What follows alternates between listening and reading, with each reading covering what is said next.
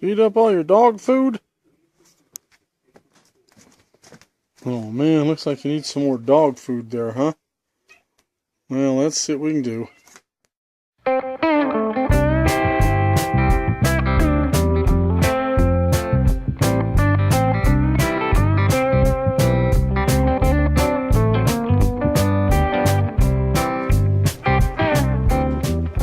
good morning. This is Eddie's Redneck Workshop. Hey, we got all the framing up, just about, and the next thing we've got to do right now is to put this 4x4 in place in the middle.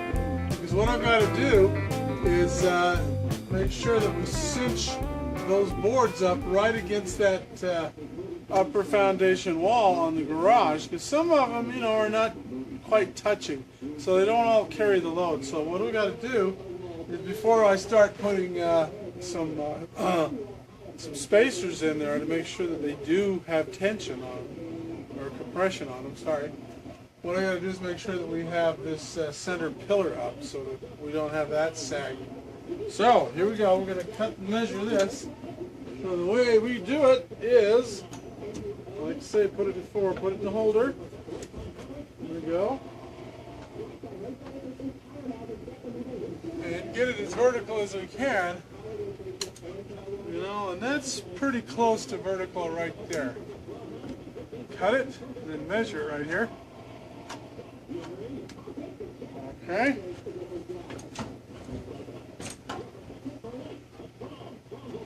Okay, now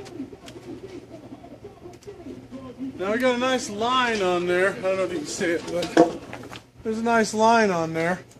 And what we're going to do, like we did before, is cut it maybe quarter inch higher, something like that, so that when we put it in place, it actually compresses that beam up a little bit. So let's go in the garage and cut that off.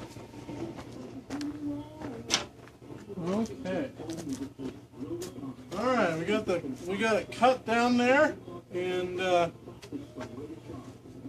where's my mark? Yeah, the mark shows it's about a quarter of an inch taller than we measured. So let's put it in here,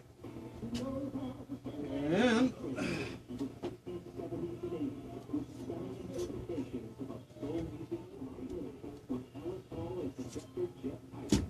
there we go.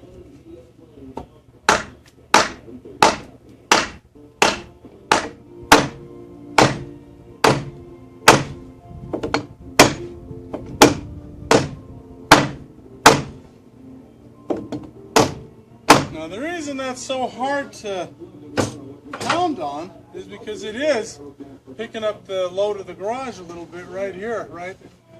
Some of these here that are close by are actually picking it up. Oh, look at that. Pretty close, pretty close. Just have to go maybe another little bit. Okay. Take that out.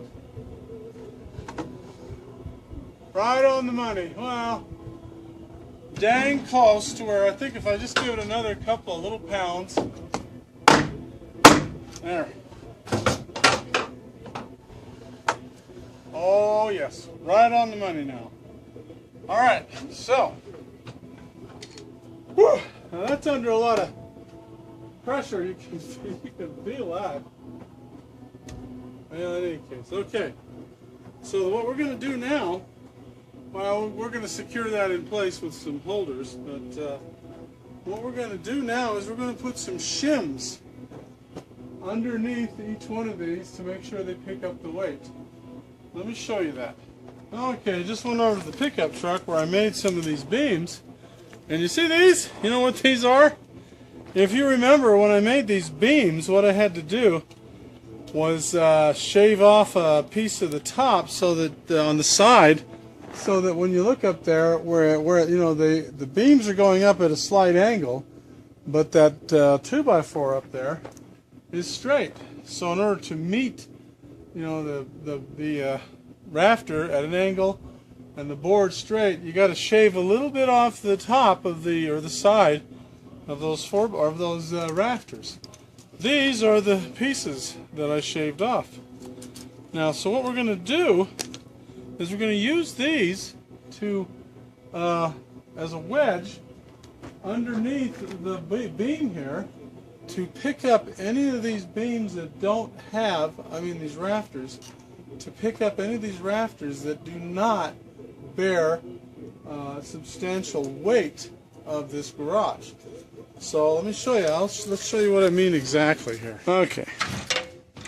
I think we're stable now. All right, now look. Now looky here. You see what I meant up here? See these let's see if we can hope you can see that. Let me back away. See, these are those pieces that were shaved off of there to make that little angle. Now if you look over here, let me see if we can get this to where you can see it. Yeah, you see this one over here? And you see there's a gap here. And if we push this in, see, it'll pick that up, because this board isn't really, that board isn't really touching the the 2x4 all the way, the rafter all the way across, see? So the idea is, see, you can see light under it, see that?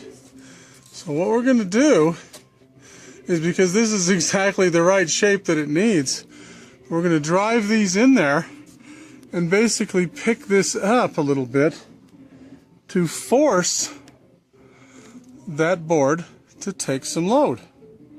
And that's how we're going to do it. So let me get a little hammer and we're just going to tap that in right there. And that'll force it to pick it up. Now a lot of these, here's another one that, see, I can move that with my thumb. See, I can move it. That means it's not touching.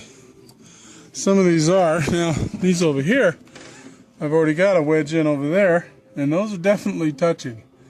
That's carrying the load. That's why it was so hard to pound that under there. There's 2 or 3 here that are picking this up, and they've already carried a lot of the load here. So, anyway, let's go down and get a little hammer and tap that in.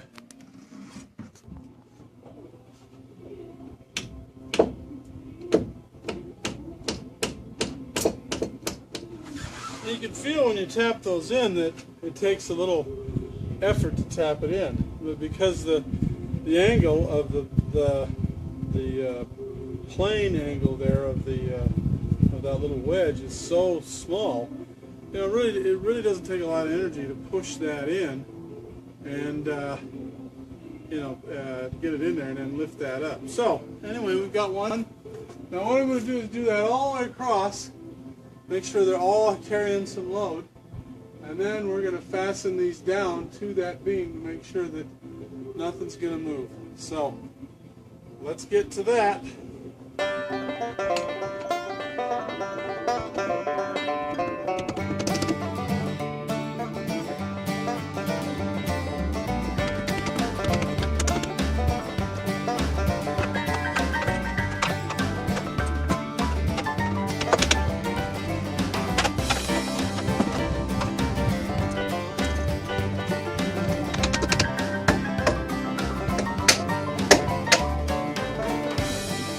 Okay, that was the last of them, and now that beam across here, every one of those rafters is actually carrying some weight right now.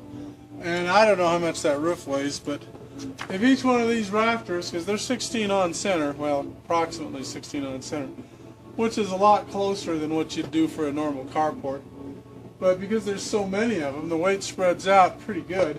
And I don't know if you say that thing weighs 1,600 pounds or 16,000 pounds. I don't know. See, let's say 1,600 just so you can do it. So each one of those rafters has got to be holding up 100 pounds. Yeah, and something like that can easily hold 100 pounds. But say it's 50% more than that. That's 150 pounds. They each got to hold up. So it's spread out quite a bit, and there's 3 of these pillars to hold it up, so I think it's going to work pretty good. Let me show you the wedges that I put in. I don't know, you can see some of them sticking out a little bit. See, like right here, there you go. Now these are sticking out quite a bit because there was quite a bit of space in between those, so they really had to be hammered in there. But if you look on the inside, can see all these. You can see all the wedges that have been driven in, as far as they need to be driven in, so that these rafters are picking up the weight. The next step is securing these properly down here by driving screws in there to make sure that these are going to stay where they're supposed to be. This one and that one over here, same thing, and the far one, the same thing. And if you can see over here, see the top of those 4x4s? Oh, I've got those cap holder kind of things on there. Well, I got to do the same sort of thing here to make sure I hold these in place. Because even though there's a lot of weight on them, they're probably not going to move. You want to fasten them in place to make darn sure they're not going to move. And then we got to put blocks in between these, like that one up there. If you can see that, see it? What we got to do is put those blocks, all the way across here, so that we can put the material down. Now, normally, what people do is they would put across here, a 2x4 all the way across, maybe 2-3 feet apart, and then they would nail on that. I'm not going to do that because I don't have the space. Let me show you why. You see up there where that roof line comes down? You can see I don't have much space there. And if I put a 2x4 up there and then put metal on top, a metal roof on top, it won't go underneath that roof eave right there.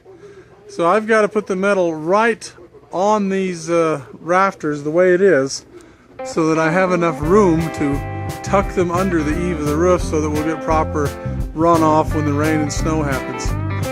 So there we go. So that's where we are.